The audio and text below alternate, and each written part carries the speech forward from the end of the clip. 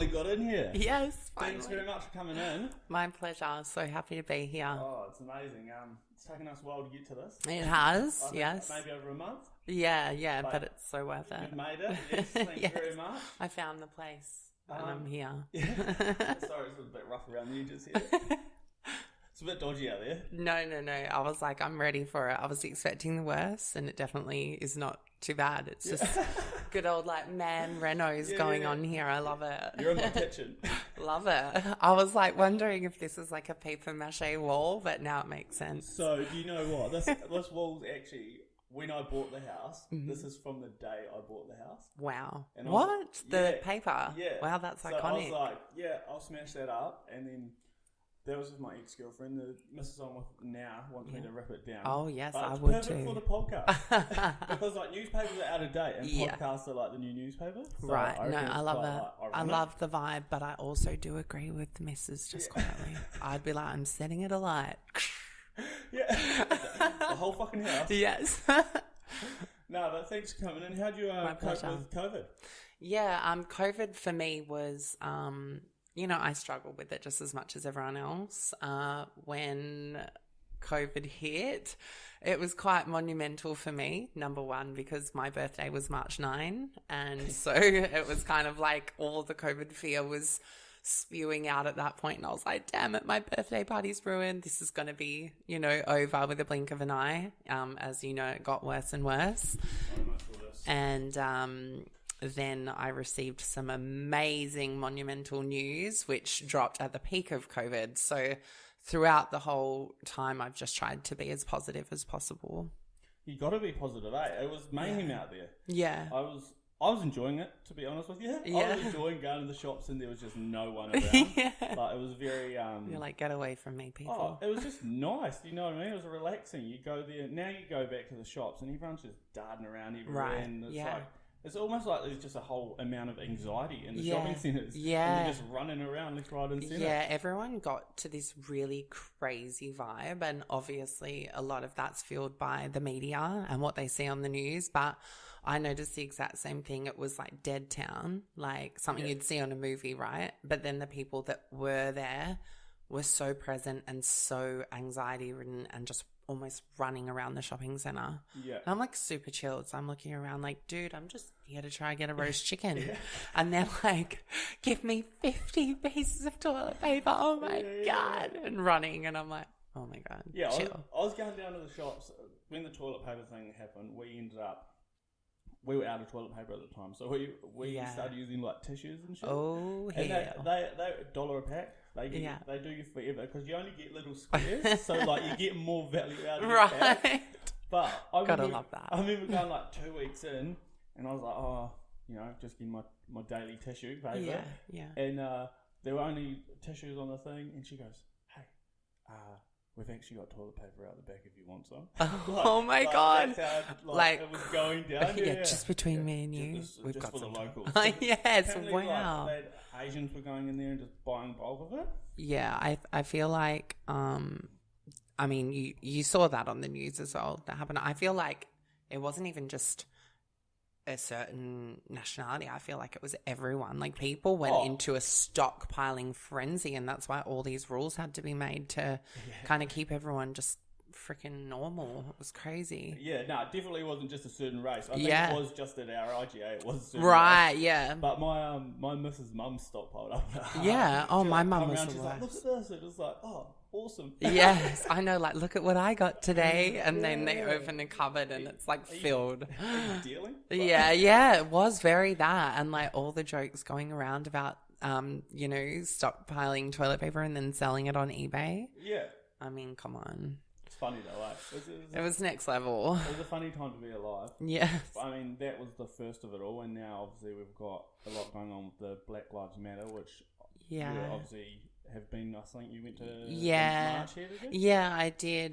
The Black Lives Matter movement throughout the world has been really, really close to my heart. Number one, because of the fact that I was very much raised around culture. Māori, Samoan, Aboriginal, African, many different races of people that were there for me through primary school and high school in my journey, and also my half sister being Samoan as well. So it's very close to the family. Yeah. So we were bred around culture. So obviously when that happens, you learn a lot more than the average Caucasian person. So I think it's crazy the reactions that you get from the situation though, because there's like two sides of it, and there's people that are like, yeah, Black lives do matter, and then there's other people that are like, what's the big deal? Like, white people get killed by cops too, and it's like, yeah, they do, but it's like it's definitely different, and I can talk on that pretty well because I feel like before I moved to Australia, yes, because you're from New Zealand. Yeah, because I'm from New Zealand. Yeah. I would have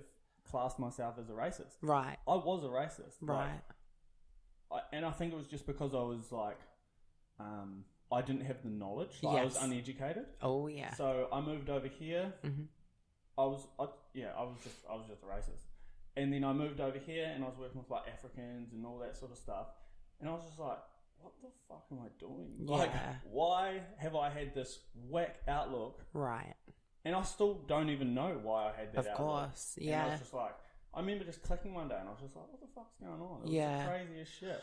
So like, knowing that there are people out there that was like my previous self, it's crazy. Do you know what I mean? It is. It's so funny, and you just hit the nail on the head, because the thing is people are bred into racism, and also they learn from a very young age, not necessarily just saying from parents, maybe it's from friends, maybe it's from a teaching point of view at school, religion, a lot of different things come into it. But when an individual finds themselves in a moment in their life where they can actually spot that they're being racist, understand they're being racist, and then move on to be a more educated, progressive person, there's a lot of power in that, because I feel like the BLM, and I will say throughout the podcast BLM, because that obviously shortens it to Black Lives Matter.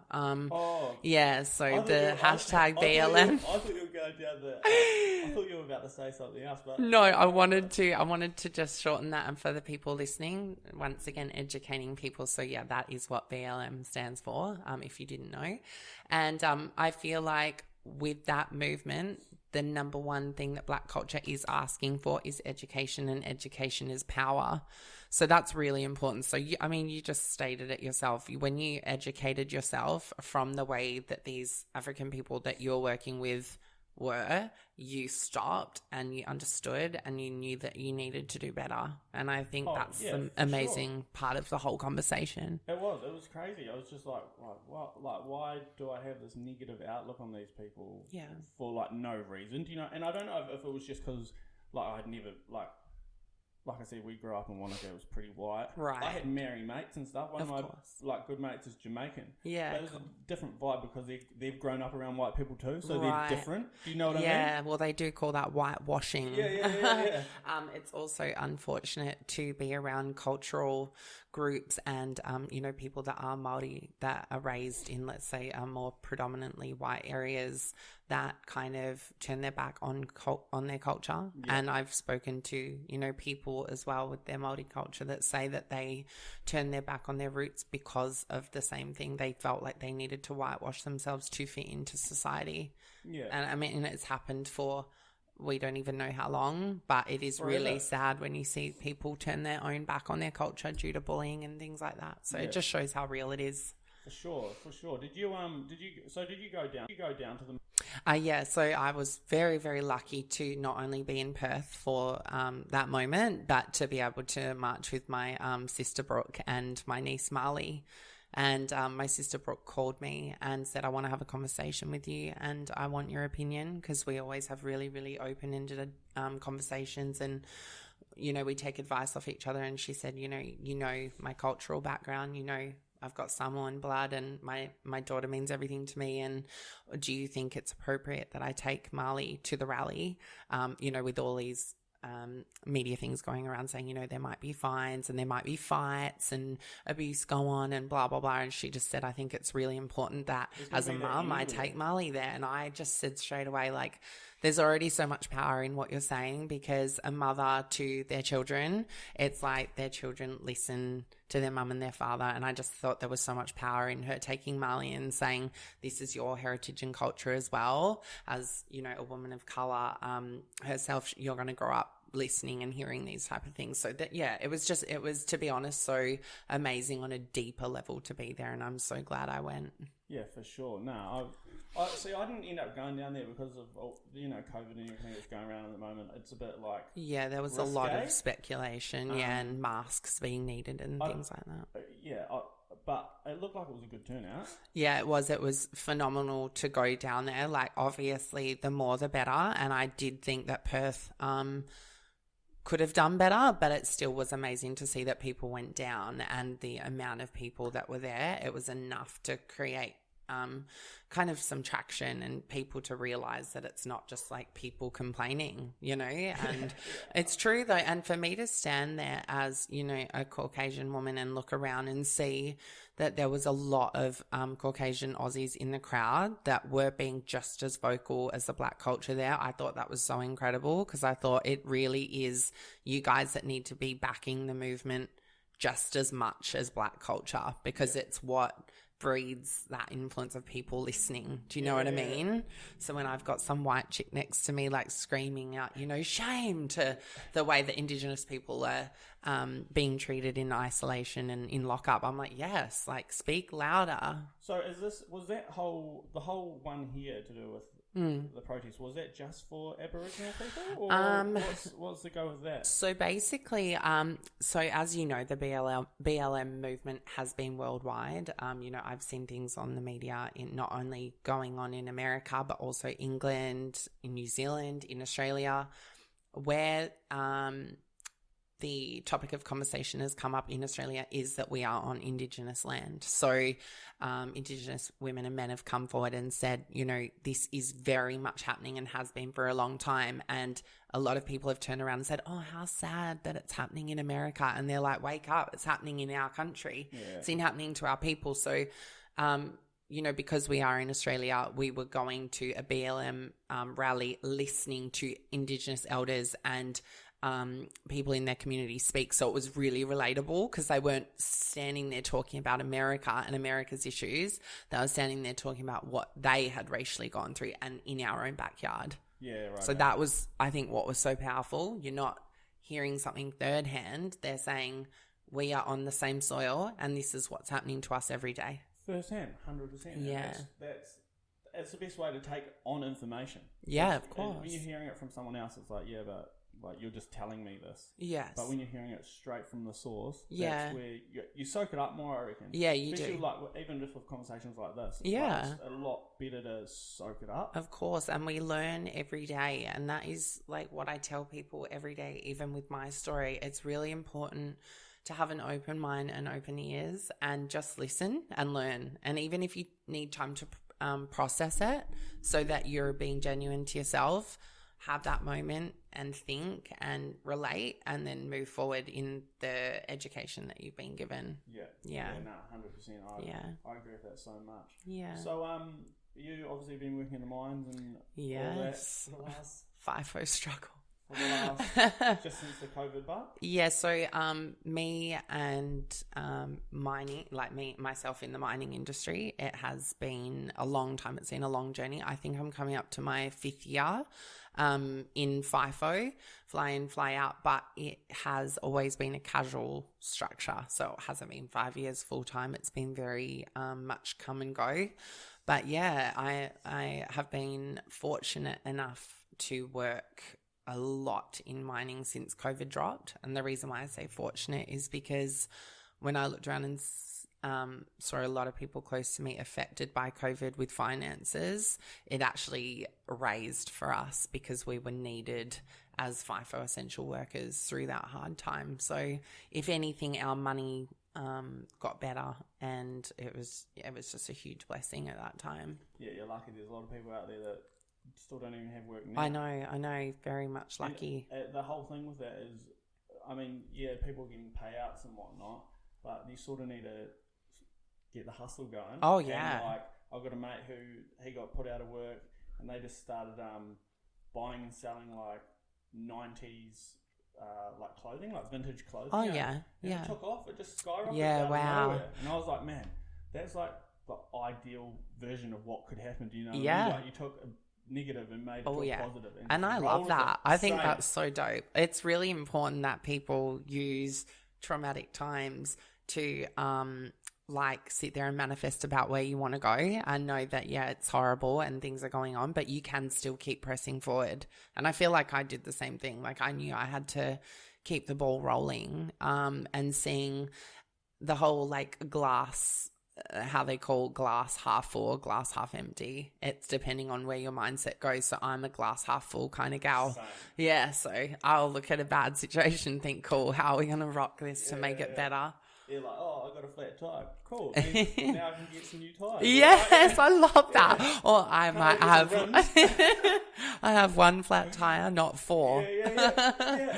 Yeah. No doubt. It's living on that other edge of being like, it's glass half empty or whatever. Yes. Obviously, I've never been that person. So just thinking that other people can think like that blows my mind. Yeah, it's definitely, I mean, I have spoken about this a lot before with the power that the media has in fear tactics, scare tactics. I'm sure you've heard about it before. It's definitely relating more to gossip or what's trending, not so much celebrating, the goodness of the world. People always want to be like, oh my God, there was a murder last night and buildings burning down and there's a pandemic going around, rather than celebrating elite success in Black culture and elite success in Australia and what's going on. And it is sad because it's a major trigger for anxiety and it does play on people's fears. So,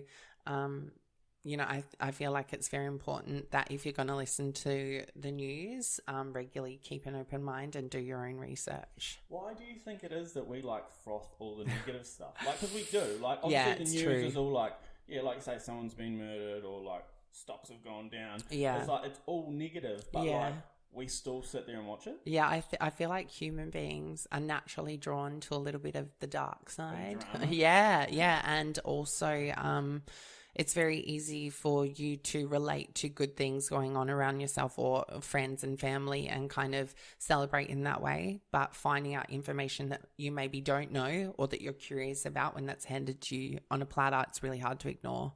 I feel like it's just the way humans are kind of programmed. I wonder how we go down a route of the news that was only positive. Like, would people even watch that? Well, I mean, that's a scary thing. You're right, though. I mean, would they?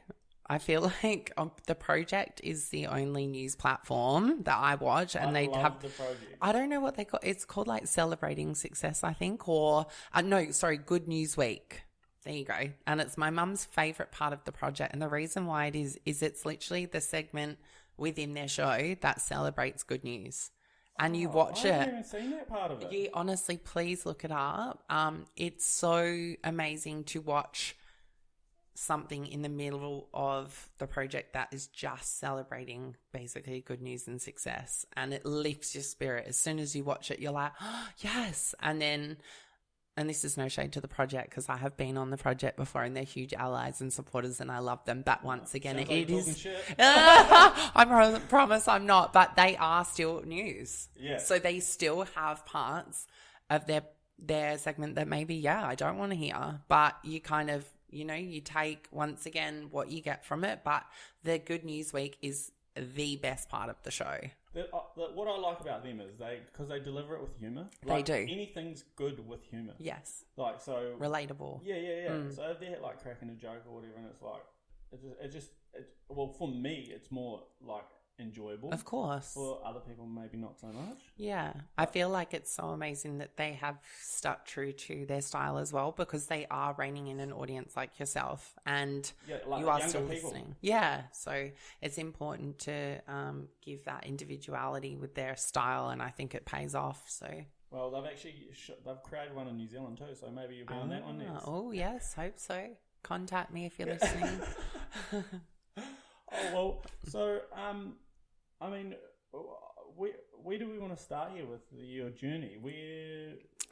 Look, I'm happy to. I'm a very open person, and I'm so happy for you to just talk about anything and ask me anything. And if I feel uncomfortable with speaking about something, yeah, in a nicer way than that, I won't swear. I was like, can we swear? Because I swear sometimes when I'm passionate, but. Oh, you can do whatever. We're freestyling. All right, love it. But no, I just like I want to start right at the start. This is what I do with most other people too. Yeah, like just start at the start of your journey. Yeah. And work our way through. Cool. With obviously, highs, lows, like what you've been through, so that other people can understand it because. It's not often you get to hear it first person, like as we were saying before. Yeah, so, well, the best way to, start off the questions and the story rolling is going back, let me get my timeline right. So it would be coming up to almost 3 years now, so 2017.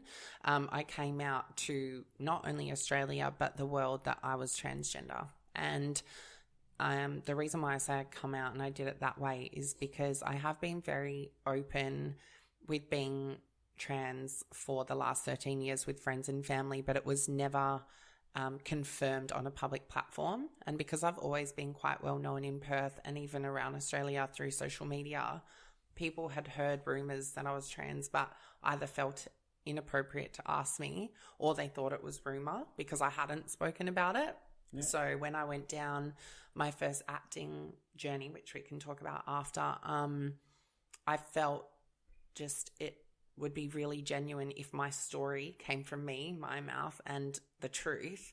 Rather than from other people. Yeah, because it just makes it so much about them and not about me. And it was a really private moment. So and it gets misconstrued. It does. Like, if you hear it from someone else. Yeah. Like, and this can be on anything. Like, there's always something that's left missed out, and it can change the whole fucking story. It does. So it could be like, it could be anything, and you miss out one thing, and fucking you look like a murderer. And exactly. You know what I mean? I was just trying to help this guy. It's so true, though. And it is very, I think in the transgender community, which is worldwide, there's so many trans people around the world that have been through a similar journey to me. It's always glamorized or deconstructed in some kind of evil or sick way, and I feel like I was like, no, I'm taking power over my story and my journey. I'm going to come out, and that was through Women's Day magazine, who were amazing to me. They gave me a phenomenal reporter, Natalie, who didn't twist any of my words, and she was really personal, really sensitive, because it was a huge moment for me, and I was really emotional about it, because I guess when you come from a point of hiding for so long, the thought of people hating you for living your truth, it's really scary. And I think that's crazy that people can even do that. Yeah, right? I know. It just, there's so much to do with it. But once again, that comes back to what we spoke about before, is because people don't have proper education on what transgender is, they fear it or they think it's weird, and then they switch off. And it's like this door that I literally see an imaginary door go slam, and I can tell someone's closed-minded. And I know at that point that there's no point in even sharing my truth because they're not listening.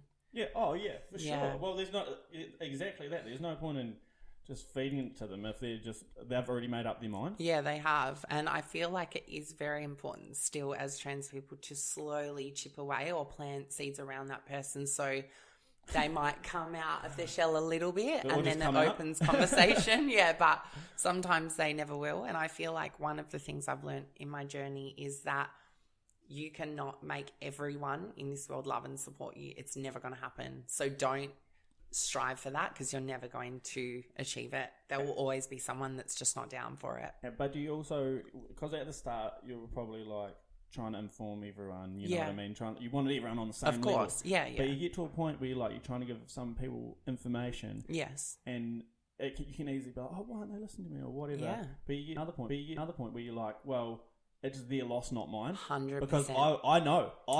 They're the ones that don't fucking understand it. Yeah. So why would I get caught up on that shit? Yeah, and see, it's so crazy how much that I can relate with the BLM movement going on, because that exactly what you just said is how black culture would feel towards white people. We are trying to tell you guys, and you're not listening. Yeah. So it's on you.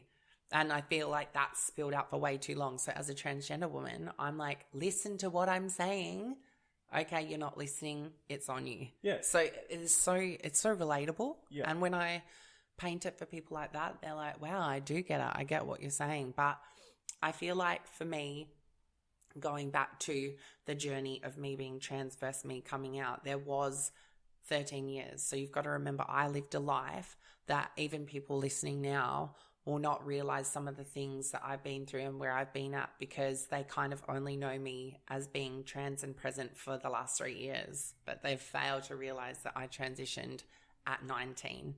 So I went through a journey of ups and downs and being in the closet at that time. Was that hard? Like, obviously transitioning and then not being able to, like, do you want to let people know, or do you not want to let people know? Now I do. I could talk about my journey all day if it benefits the world that I live in and the younger people coming up, in my footsteps, and also the people older, younger, and my age. But it is really important. Before, it wasn't important to me because it was all about me and protecting myself. So I never looked at it that way. I was like, I just need to get through my days and kind of pass. And that's what we call it in the LGBTQI community, is we call it passing or passable privilege. And that means when we live a day to day as a trans woman or a trans man going to the shops, let's say, and not being picked.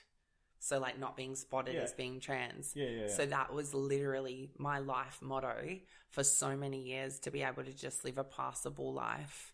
But also on that side of things, because you hadn't come out about it, was there a lot more like, hey, I'm going to the shops, and you think that people are picking up on this because you haven't let everyone know? So you're like, hey, that person's looking at me. Yeah, I totally get what you mean. So what that does is like a two-sided conversation, because that is where so much anxiety is bred into us as trans people, of wondering if we're going to be picked every day for being who we are.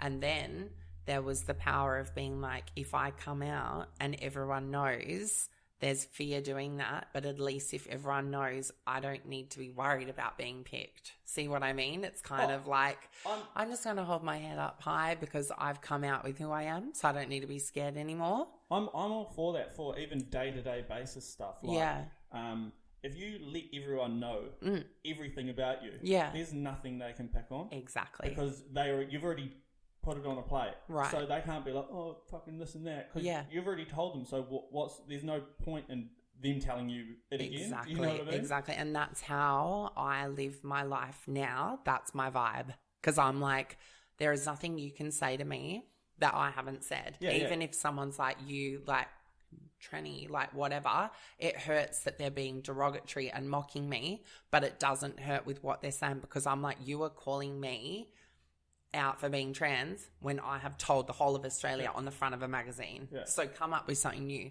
I'd be much more offended if they called me fat or, like shamed me in that manner, because it's like, whereas if it's like, okay, you're going to sit there and call me a bloke, a man, whatever. Yes, it's disrespectful and I'm not going to put up with the behaviour, but you're calling me out for something that I love about myself. So think about that for a second. Yeah, no, it's crazy the extent people go to. And half the shit they say is not even, like, good. Yeah, it's, you know what? It's very much real. And I myself forget how deep-seated the hate is until, and I'm going to use this as an example because it shook me to the core. The other day I put up a Black Lives Matter video on TikTok, and it was related to the movement for my Black trans sisters' lives mattering. So in America, it's Black trans lives matter is what a lot of our trans people are doing, because there has been so many Black trans murders going on that have been unsolved and pushed to the side because it's a minority within a minority. So I was standing there representing my Black sisters that are trans, and the comments that were on my TikTok were so foul, more foul than ever. And I could not believe that once I deleted and blocked every comment, there was one left, and it was mine saying any, trans hate or Black hate will be blocked and deleted. And that's all that was left. I could not believe it. Oh, so they were all just negative It was comments. 100% negative. There wasn't one pro, and I'm not saying that's with every post, but that post in particular shook me to the core because I was like, wow, that is disgusting. And that took me on a further journey of saying, okay, well, how can we start as influencers, start ruffling feathers to huge corporations like TikTok, saying that is unacceptable, and where's the filters of these hate words that come through, like Donald Trump. Do you think that is applicable because of free speech? So I feel like it goes both ways. So there's freedom of speech, and then there's bullying and abuse on platforms that could be controlled when it's not. So to use as an example, on TikTok, there is advisory on Donald Trump. So, for instance, there was something going around about Donald Trump and Hitler being compared. And I know it's crazy. I mean, I'm going to keep my opinion to myself on that. But it said falsified information, like literally a code that would come up on TikTok. But then you will say every cussing word about black culture and trans people under the sun, and none of those words are filtered. So to me as an influencer, I'm like, why, when they see someone writes the N word on TikTok, why isn't that flagged and that person's blocked or banned for violation of certain words that should be ruled out in humanity? But no, that's not important enough to TikTok, but protecting Donald Trump is. But if, say, that word was blocked out, what happens if a black person was saying it to a black person? Would they not be able to upload their video? And that's obviously a bigger conversation, because you are right. Black people have the right to say that to each other. And I've done a lot of research about why they say that to each other. And it's obviously taking back the shame of slavery and that word. And they've kind of brought it up in their own community. And I have full respect of that. But I still feel like controlling and monitoring certain things would protect a lot of people. Yeah, 100%. And it's like, with all these platforms, there should be like a protected part of the platform, and then one that's kind of like the Wild West. I think it was Instagram. The Wild West. Yeah. Or like Twitter was going to do something like that. Right. They were going to have like one that was like, monitored, and then one that wasn't. So because there's a lot of people out there that just like speak their mind. And I think the bigger picture as well is TikTok's actually known as a youth platform. Yeah, well, that's what it originated and that's what's scary. I'm like, there is 9-year-olds in here. Do not forget, people listening, do not forget that it is a youth platform. So it's like, I'm all for freedom of speech because I do it myself. I say things people don't want to hear, but I put it out there. But there's just that line, and sometimes people don't just step over it; they piss on it, and it's like, whoa. It's true, but they do. They definitely do. So I'm going to go take us right back. Yeah, cool. So going through school and whatnot. Yeah. Or even younger, to be honest. Yeah. Was there an uncomfortable feeling? Did you know from your early age, or did you just? Yeah, it's crazy.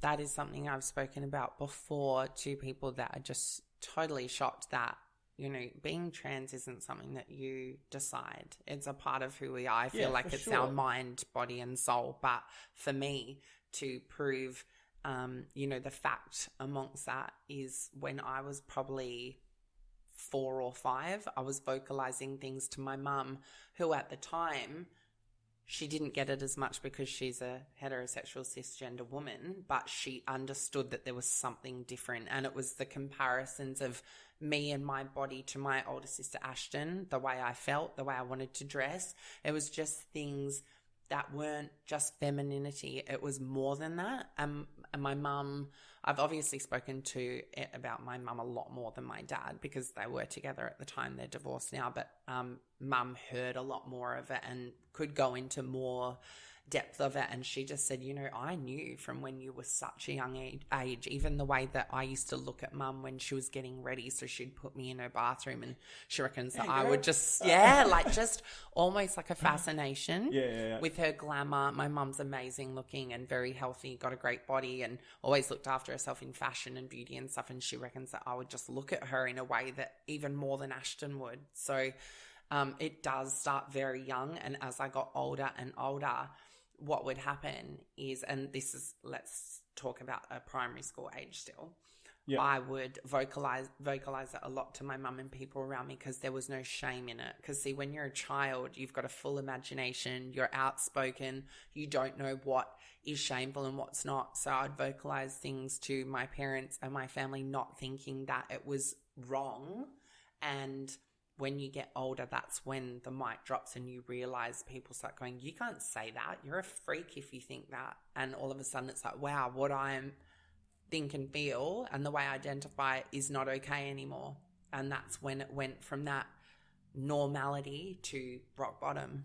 Yeah, so for me. But do you think were your parents very like open-minded and whatnot? So I would say they are. It helped because yeah, and even some parents these days are a bit like, what the fuck are you doing? Oh, sort of thing. Some of the things I've heard parents say is just shameful. Yeah, and then that's automatically going to put you a step back because you're like, well, my parents don't want me to do that, so why not? I feel like that's a really powerful conversation, and anyone listening that's a parent, please hear this, that the way that the conversation of adult to child, the way that it goes down, it's really important because a child, if they know the world's against them, but they have their parents' support still, it's actually more than enough because we listen to our parents subconsciously as a child. We idolize them and we trust what they say.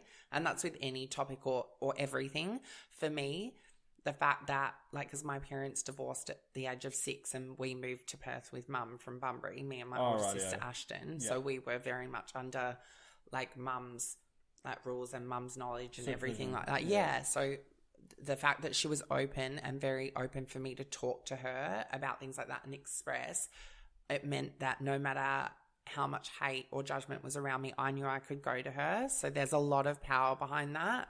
And obviously I knew when it was time for me to express how I wanted to fully transition and commit, I knew still that my mum was that rock because of the open-minded behaviour. Yeah, for sure. And what? So at what age was that when you knew and you were like, I'm going to commit, or not even when I'm going to commit, just when you knew that, like, that it was the right transition thing. Yeah. So basically, like, to give you a timeline and for people to understand at home a little bit better, and this is obviously summarizing because otherwise I'd have to talk to you for like a year straight to like get every fact out. But it was basically, I would say, from around 4 years old till the age of 11, there was, let's say, like dribs and drabs of, when I get older, I want to be a girl and I like to wear dresses, and why is my body different than Ashton? Little things like that. So let's use that and summarize that. And expressing behind closed doors me wearing dresses and experimenting with makeup and things like that, always needing to have my hair long, which my mum allowed, thank God, which was my way of feeling like a girl. I had long hair growing up. Yeah, and had the hair down to like here. I was so lucky because guys had long hair at that stage, like surfy guys, especially in skaties at school. So I was like, yes. Yeah.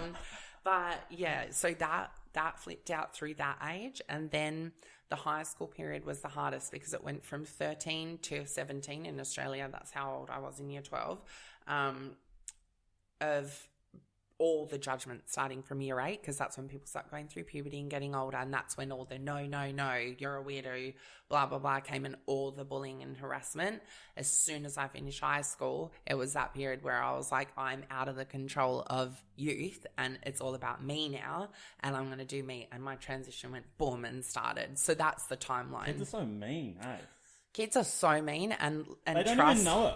Trust me when I say this, primary school could not even compare to what I went through in high school. When a child is under like 12, yes, they can be mean and horrible, and I understand there's bullying in primary school, but for me, I cannot even compare what I went through in high school to primary. Like, it was from ruthless out there. Ruthless. The bullying, harassment and abuse that I went through mentally and physically in high school is a lot that people would have never been through, and they're horrible. I mean, I remember hearing a rumor one day going around the school that one of the kids was looking for me to stab me after high school for being gay or like a he, she, or whatever they identified me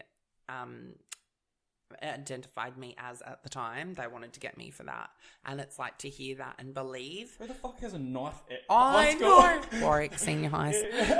Let's hope that it's come a long way since then. But yeah, I mean, that is the question. Who the hell does that? My steak. But lots of gang violence at the time at Warwick. It was a really dangerous place. I was very, very lucky once again to have my Indigenous and Māori girlfriends that would literally protect me. Like, I'm talking protect, like stand in front of me and pretty much like, you're going to get through us before you get to him. That's what was said daily. And Islanders definitely know how to fight. Yes. Get it, girl.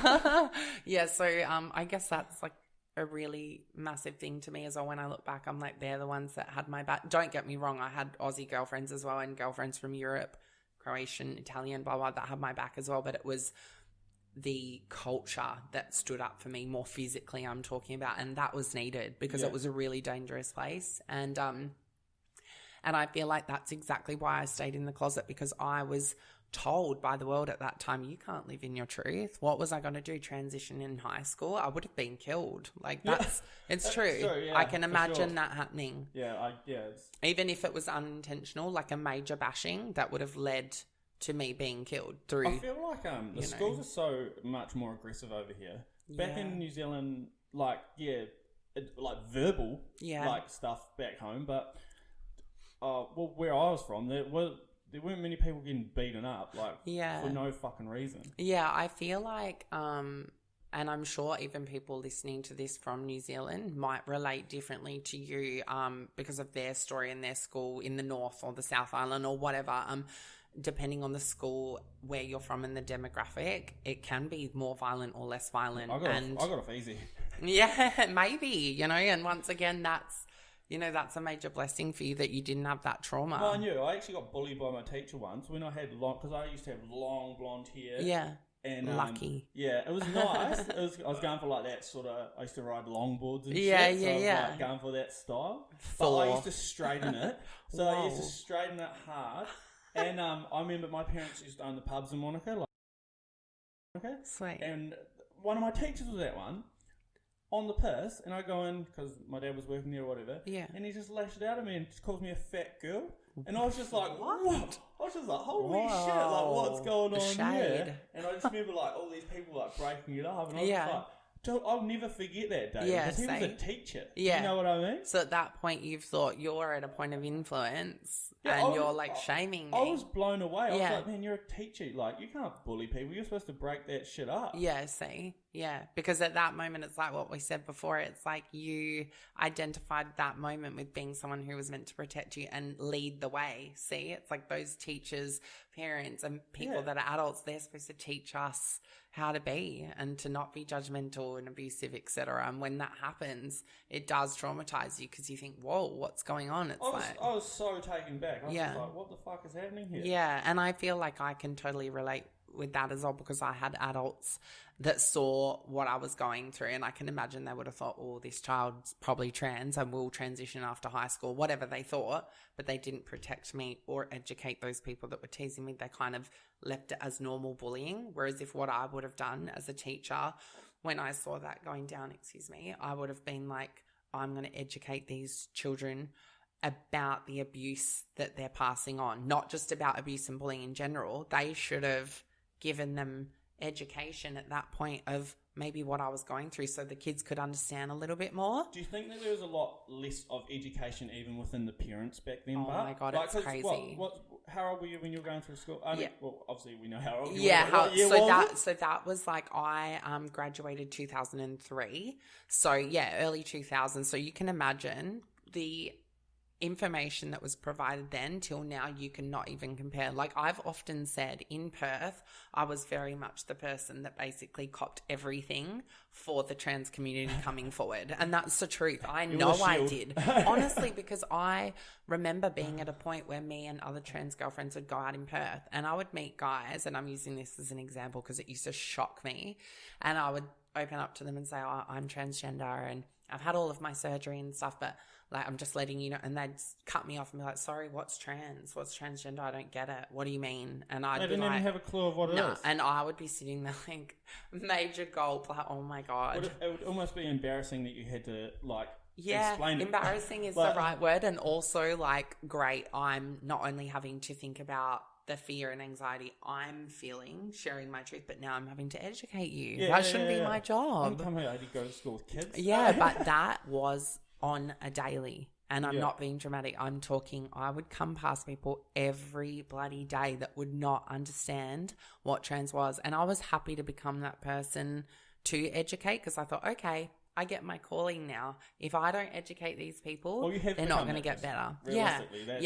who you have So it become. all ties in with who I am today. Yeah. So I just needed to step up to the plate, and I took it really seriously, being someone that could be a positive role model in the Perth and Australian community to be on the front line for speaking for my people, because I thought, right, I get what's going on here. It was like a collaborative of things that would happen to me to make me be able to speak out about it and teach people and educate people. So what happens when you decide, hey, I'm gonna transition? You go through it all, come out the other side. Is it like just a massive relief? Like, is it because honestly. Like, obviously, I'm never going to experience it. And there's a lot of people that aren't. Yeah, of course. But I could, like, feeling uncomfortable in your own body must be one of the worst feelings in the world. Like, realistically. Like, it's hard work. Yeah. Like, I mean, people get it on a mini scale all the time, you know, like they're overweight and they want to be skinny. And it's like, that's nothing compared to what you went through. Yeah. So you were born into a body that was not what you wanted. Yeah. Basically. Yeah. I don't know, like I've always been happy with myself. Yeah. So like I couldn't imagine what it would be like. And now that you've come out the other side. Yeah. It's like a butterfly. Yeah. Yeah, caterpillar to butterfly. We do use that as an analogy. Yeah.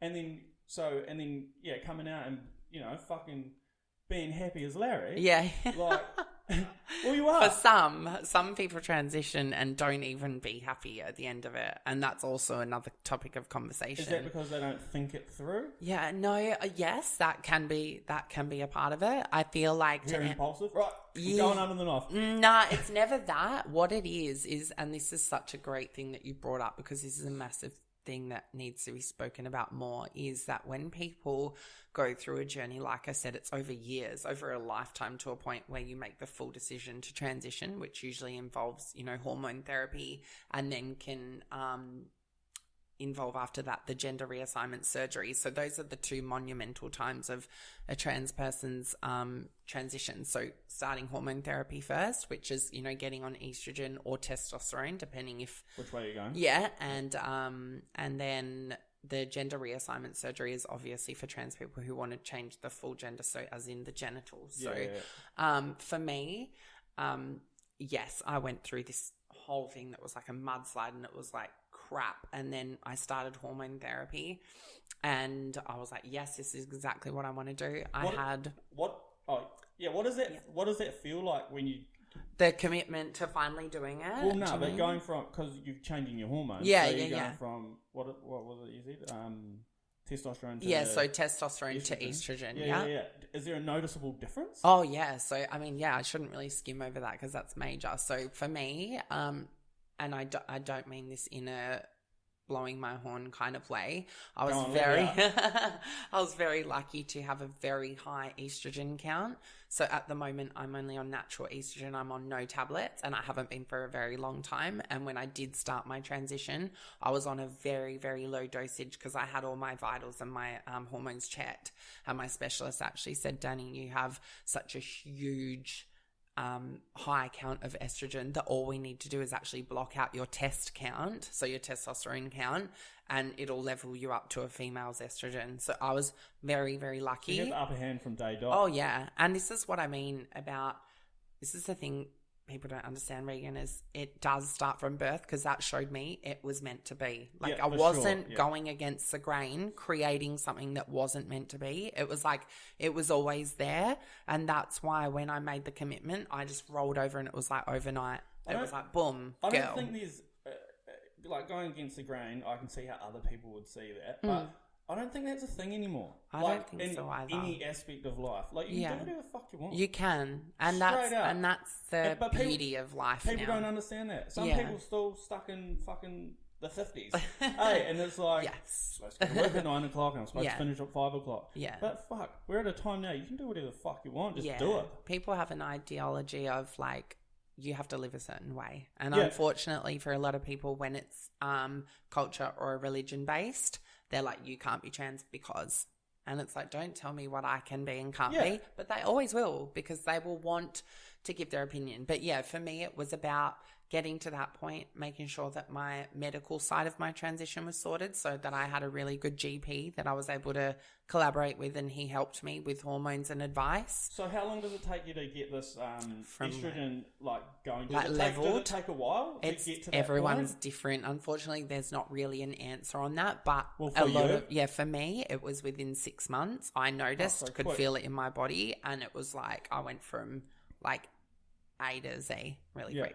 Yeah, but for other people, I've heard may go on a hormone journey for up to 3 years without seeing something really noticeable. Wow. So, yeah, people need to understand it's not a magic pill, but it will bring out what you naturally have. That's how I see they work. Yeah. Yeah, no shit. Yeah, so for me, hormones was only a really small part of my journey. The major turnaround for me was when I went from pre-op transgender, which is pre-operation, to post-op transgender, which just basically means that you've had your gender reassignment surgery. When I did that, that was life-changing for me, because that, for me, in my mind, was the full transition. That's the final and I was step. ready to move forward. Yeah, for sure. And one thing I do educate people with constantly, because this is really important to know, is a trans woman and a trans man does not have to get gender reassignment surgery to still feel like a male or female. Like, it's not something, because what ended up happening with people learning about trans people is they'd go, okay, well, if you're like a trans woman, you have to go get the surgery and then I'll treat you like a girl. And that's not fair, because for financial reasons, physical reasons, cultural reasons, maybe they don't want to get what we call our bottom surgery or their genital surgery. It's something that shouldn't be spoken about, because there's way too much focus on like, I'll treat you like a woman if you go get a vagina. And that's a whole other conversation. Like, it shouldn't be about that. It should be about how someone feels and identifies. I think that's the important conversation. So are you saying that you can identify as a woman even if you haven't had the surgery? But that still doesn't obviously come under trans though, does it? Because you haven't so the transition is, and these are all really great questions because people need to hear this. The transition starts when you identify that you're transgender, which is in the mind and the soul, and when you know how you feel. Yep. And then it's manifesting that in your way to live and identify as your chosen gender. So to give you a perfect example, and I know my friend won't mind me using her as an example, I've got a friend called Siobhan, and she's a model in LA that I met, absolutely stunningly beautiful. She has transitioned from male to female and is on hormones at the moment. However, she hasn't had her gender surgery. When I look at her, talk to her, when I'm around her, I'm like, you're a woman. It doesn't matter that you haven't had your surgery yet. She might in a few days, in a year, in 5 years, but she still lives and identifies as a woman. So that's the way I treat her. Okay. So I guess that's the point I'm trying to get towards. It comes under mindset. Yeah. And just the way that they think and feel and the way that they present. So there's just way too much focus on what's under the clothes. And when I say that out loud to you, I'm sure as a straight man, you can realize it's kind of inappropriate when someone's like, yeah, but what's between your legs? Because if they've got clothes on, how do you even know?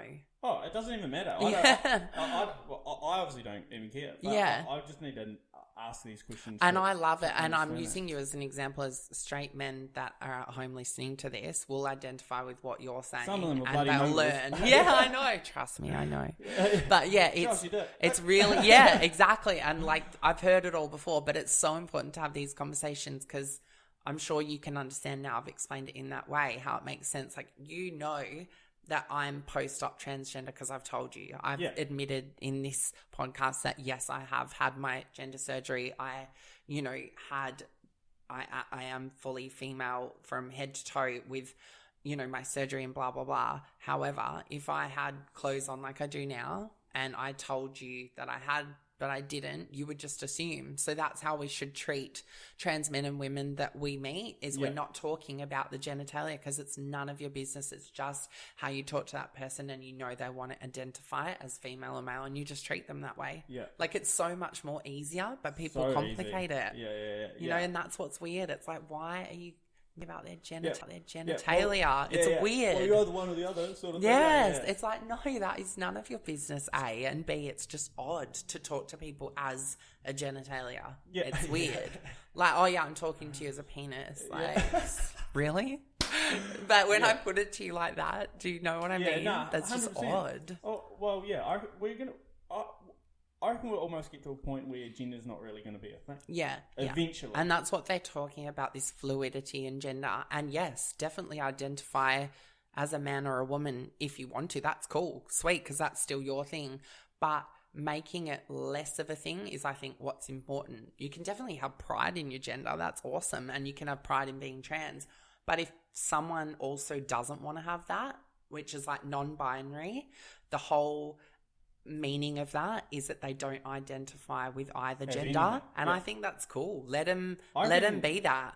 That's what everything's going to be. Yeah, everyone might as well go as non-binary. Yeah, it's just you wake up and identify with who you are, and I would love the world to get to a place where people wake up and say, I'm Regan, I'm Danielle, and that be the focus. Like, why does there have to be so much focus on gender? It's because it's a masculine and estrogen rally of pride. That's really what it comes down to, of I'm a man and I've got to be this way, or I'm a woman and I've got this role as a woman. Well, it's also because obviously from back in the day, this was how everyone was brought up. You're a man, you're a woman, rah, rah, rah. So we've been heading down this track for a while now. Yeah. It's I don't know, how long has trans, when was the first operation ever done? I should know this. I think the first operation was done in the 50s. Please, fans and followers listening, I hope that's right. Google it was that. around... We're going to need to Google that. Yeah, so the first gender reassignment, I believe, was done in the 50s, and I believe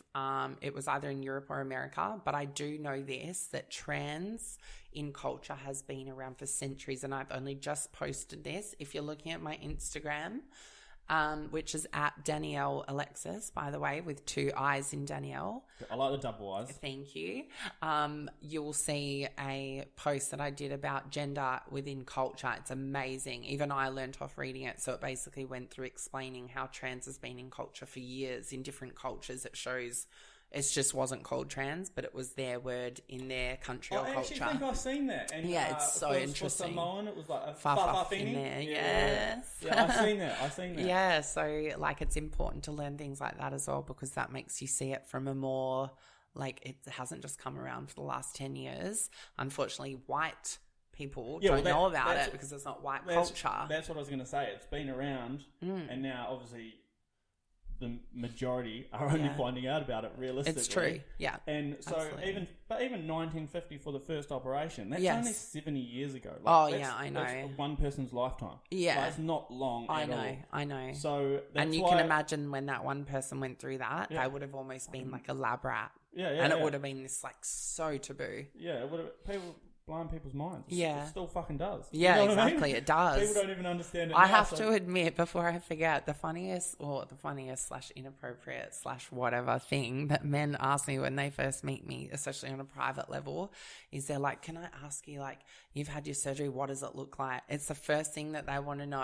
And I get it, because we're curious human beings, but it's literally the first thing that people want to know. And I think, wow, with the journey that I've had, that is the first thing you're thinking of, is what does my vagina look like?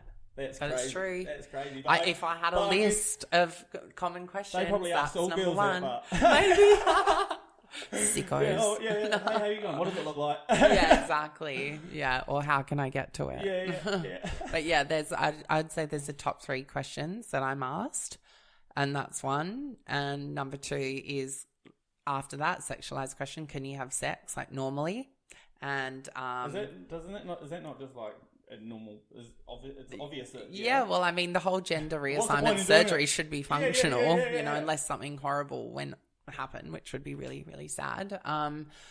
But yeah, it's all sexual and genitalia based questions, and it just brings me back to what I was saying before. It's just so interesting, and I guess the reason why people are focusing on these questions is because they don't have the mindset maybe that you have. You already, I can tell, is so much more open and knowledgeable and non-judgmental, but they want to know those questions because it's just the textbook questions that guys want to ask, and it's just realistically probably the boringest questions to ask about the whole situation as well. Yeah, and when because you can, like, obviously you can do anything, like, do you know what I mean? But mentally is the part that I find more interesting. Yeah, because like amazing. That's the part where you change, like, as a person, like, to yourself. Yeah. You know what I mean? Not to the people. Yes. So like that part of it is anything to do with the like brain is what gets me going. Yeah, I love that, and I feel like that already shows that you think that way because you're an intellect. So like you want to learn, and you're interested about people's lives, not about like the body as such. So what I'm interested, I think that's cool. Is what I find so fucking whack is that we're all here, we're all living our lives, and everyone's doing different fucking things. Exactly. Like, everyone's got a story to tell. Yeah. At the end of the day, everyone's done fucking, I don't know, just everything. Absolutely. And everyone's got their own journey. Yeah, for sure. So, like, just talking to people about that and finding out, like, you learn so much from it. Of course you do. And people are telling you this, like, as if their life's normal. Yeah, and it's not, because it's not normal to you. Yeah. So it's like if I turn the mirror on someone that's judging me, and I followed their footsteps, I'm like, okay, cool, well, let's talk about your background and what you've been through. I heard that you're from, blah, blah, blah, this background and went through this abuse, and your father was an alcoholic and you were heavily abused in high school. Let's talk about your issues. Yeah. All of a sudden it's like, whoa, I don't want to talk about that. Yeah, people don't like talking about it, and it comes back to the same thing. Yeah. Like, we're openly talking. Exactly. Yeah, so if you chuck it out...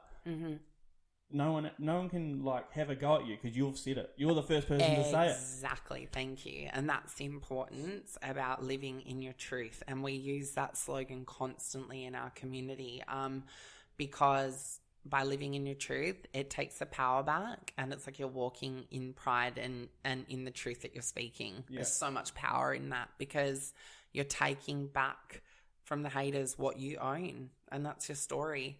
And I encourage anyone listening to, I know it's not easy to come out and to walk in your truth sometimes, that it's very important that you do so, because people idolize and look up to people that are so open and honest, because because 9 times out of 10 they're sitting there thinking, wow, I wish I could be like that. It also comes down to confidence. Of course it does. Like, which I do not lack. Yeah, neither. So, like, confidence is key, because you can be yourself, you can do whatever the fuck you want. Yeah, exactly. And as long as you back yourself, you don't need anyone else to back you. That's right. So you're already laughing. It's when when you make a decision that you're not 100% about. Yeah. That people can sort of start attacking you, because of course you're on the back foot. Right. You're like, fuck, maybe I didn't do what I should have done. Yeah. And that's about living not genuinely as well. Yeah. And people can smell when someone's not being genuine, and weakness, but also when someone's not being genuine. So it's like, okay, they want to speak about that, but they don't live by that, and they're not true to that. So they'll target you for that. Yeah. I think that's what's going on with the BLM movement as well at the moment with influencers. Someone's happy to do Blackout Tuesday on their Instagram, but they've done nothing else for Black culture or Black movement. And they're like, okay, thanks for the Black photo, but what else are you doing?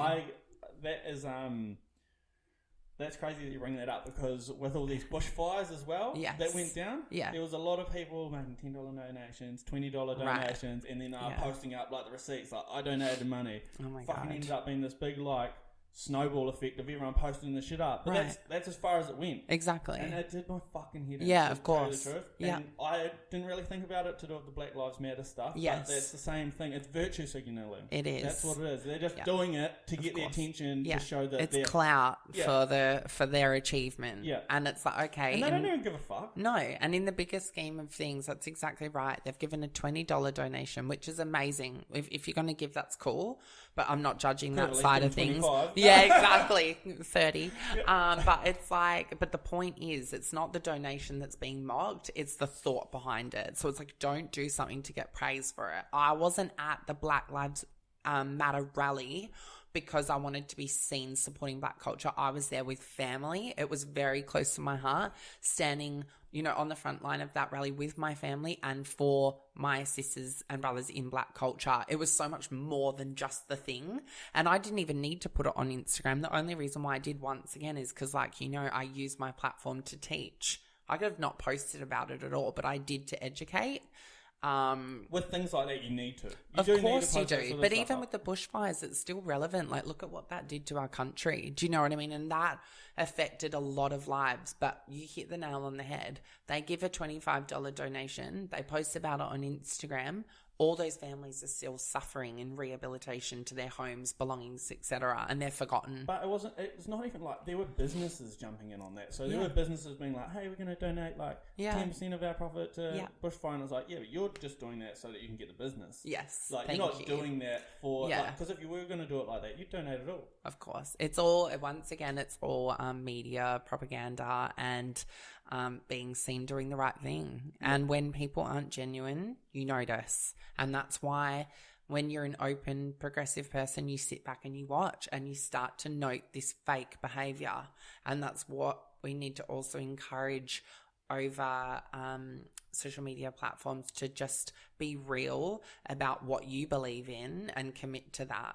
You don't have to jump on the bandwagon with everything and be seen to support everything if it means nothing to you. Yeah. Period. Sure. I live by that. Don't jump behind everything just to get clout, because people all of a sudden will be like, this person backs every issue going on in the world, but they've never spoken about it before. And then they start to get this really horrible traction. Yeah. And you're like, you're fake. Yeah. Shit. Yeah. So I don't want to ever be known for that. And I'm sure everyone listening now that follows me on social media knows that I'm just very honest and vocal about certain things. So did you have many people that that posted the black square and you were like, the fuck?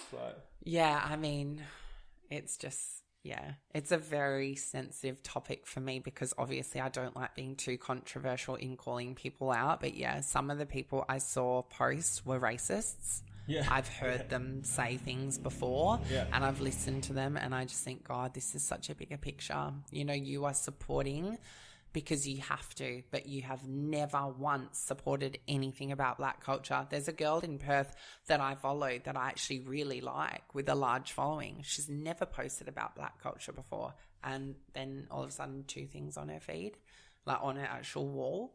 And I thought, okay, you've done that to appeal to your Black culture following, and it's not right.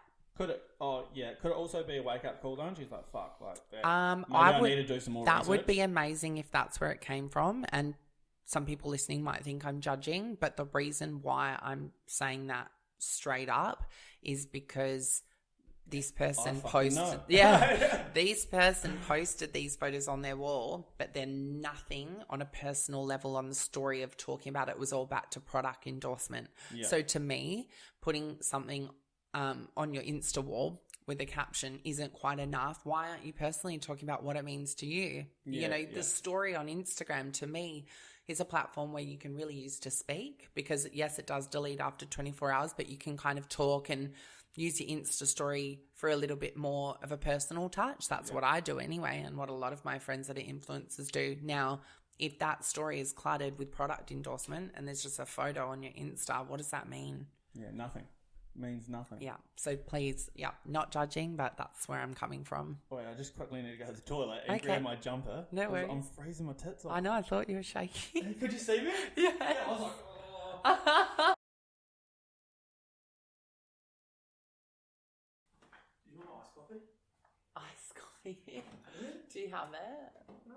Oh, bless, no, thank you. That's all right. Yeah, I'm shredding at the moment. Oh. I know. Shouldn't have given you that coffee then before. Shredder. No, that's good. That's good because I'm actually was hungry, so I was kind of feeding off the milk, like a baby cow. And coffee is like is it a stimulant or whatever? It's kind of like durries. It stops you from It is a stimulant. Yeah, it does. Yeah, I think you're right. Yeah. It's crazy. Thinning. Like we get on those diets. I know boys love these drinks. That's a whole other topic of conversation. I feel like every guy in Australia lives on them. Oh, man. Yeah. When I was working with Australians and whatnot, they all are like iced coffees. I'm not a big fan. Milk. I'm not a big fan of them because they got so much sugar in them. Yeah, you are not wrong. There's 52.5 grams. Yeah. Per serving. Yeah, so and do you know how many tablespoons of sugar that is? So many. If my maths is correct, it's like I think 6 tablespoons or 5 tablespoons. I'd usually I'd usually crank another coffee because like it's better for you. Yeah. But I wanted to keep it rolling, so I was like, today I'm gonna mix it up. Yeah, I love it. No, you do you, boo. And now I'm way warmer too because fuck, freezing. I know. I was like, is he shaking because he's nervous or because he's cold? No, yeah, stage fright. Yeah, I have that effect on men. No.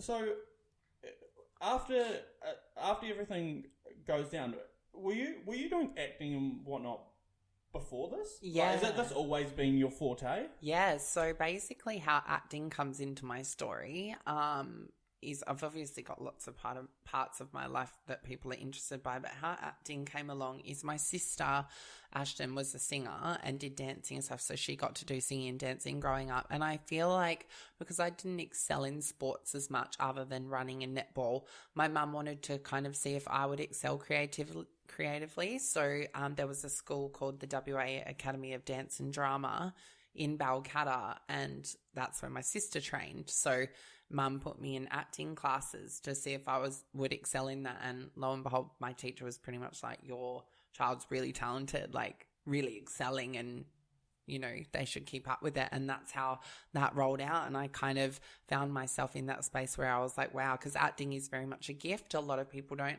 have it. And yes, you can learn and get better, but it's very much... It's a hard one to learn. Yeah, it's just a part of who you are because it's a creativity thing, and vocally and imagination and emotion, and a lot of it's brought into it. And human beings are bound by restrictions, which is why a lot of people find that they can't act. So it was just like I was born to do it. And I said to you before off camera, which I'd love to press on as well, with acting with me when I went through my transition, it was very much put on the back burner, right? Because it wasn't a priority. Yeah, and that's fine to go through stages in your life where things aren't a priority. But once I got myself in check and found who I was and got on a steady road, I was kind of like back to the drawing board of how maybe I could get back into the acting scene in the industry and do what I love to do. And that's how that started.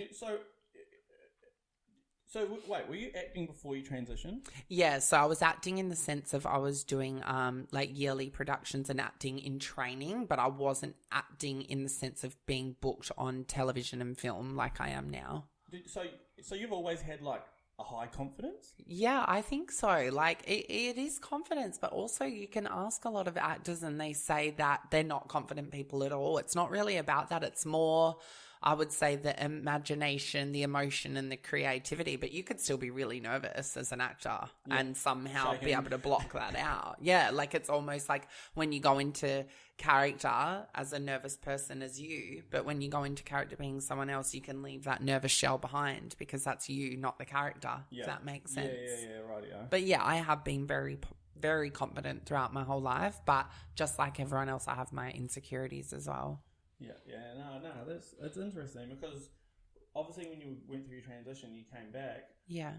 Everyone obviously dealt with that fine. Like, there's no stigma around it because there's such like, you know how people like just react to stuff?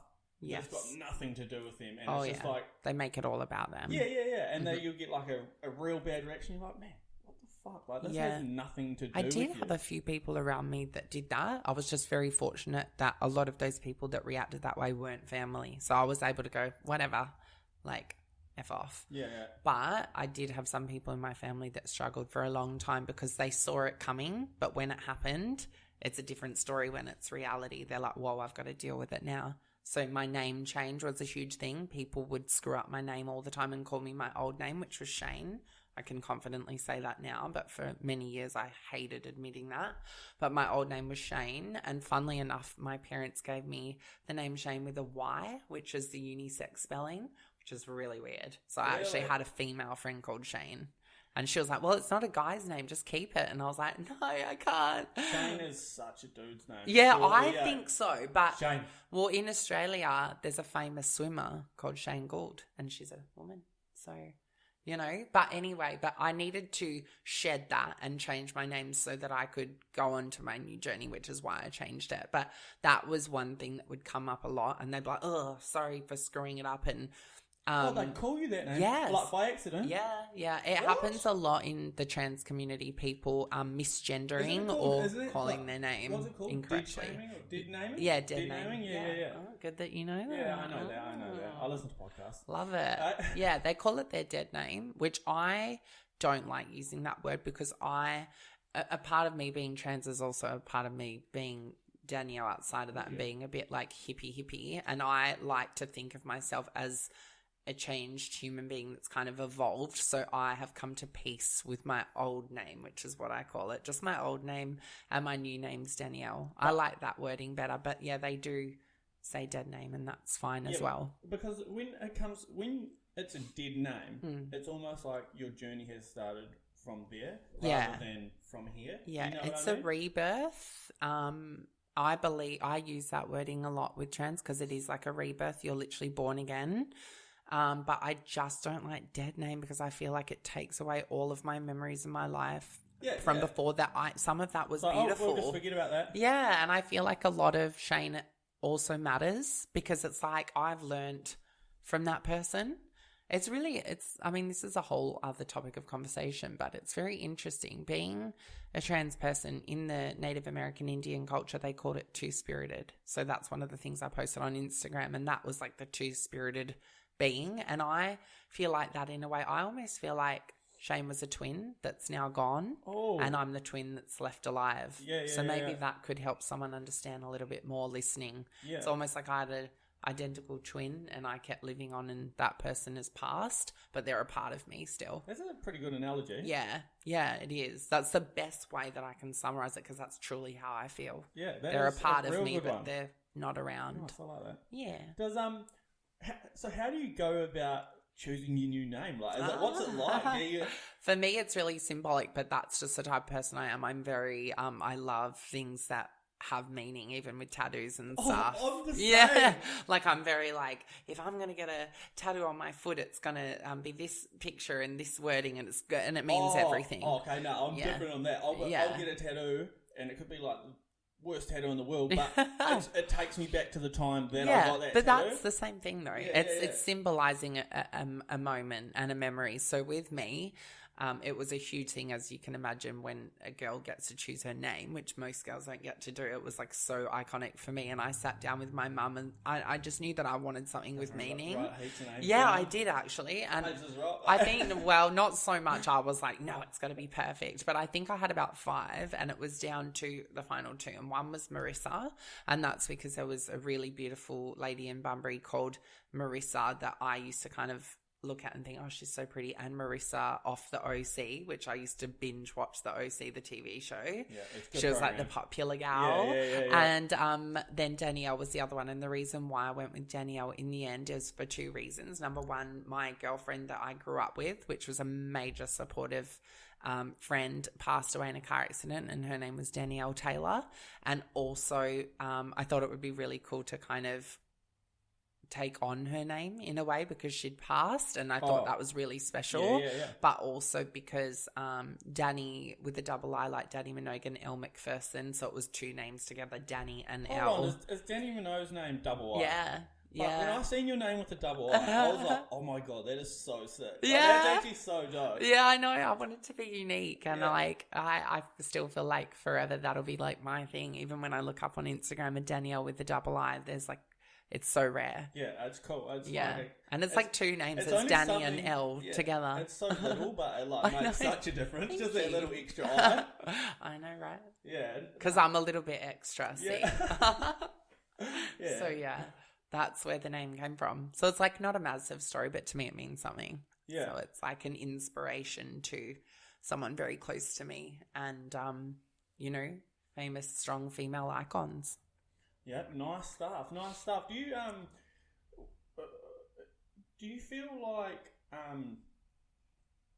this whole transition's led you on like a path that you just never knew was going to be you. Yeah. Like, it's just taken off. It has. So I remember before you went and put your jumper on, what we were talking about was the acting side of things. And that is so joined into what you just asked, because the transition itself was something I never imagined I'd be able to go through and succeed and kind of stay strong and healthy and press on. But that mixed in with acting and getting success in the acting industry is something that, and believe me when I say this, it was literally a dream.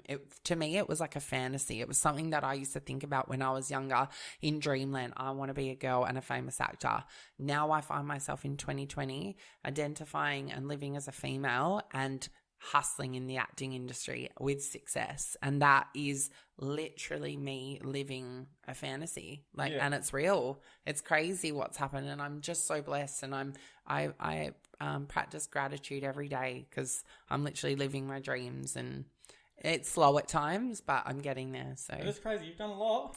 Yes, I have. I've done a lot more than the most, but it's because I've had to. And I draw from inspiration from people around me that have also been through major things and have come, through on the other side kicking goals. And I'm like, yes, I love those kind of people. I feel like you're so you've got the upper hand because of I always put it down to confidence, because confidence is key and you can get anywhere with it. Yeah, and absolutely. You've obviously had it from the start. Yeah, you've still got it now.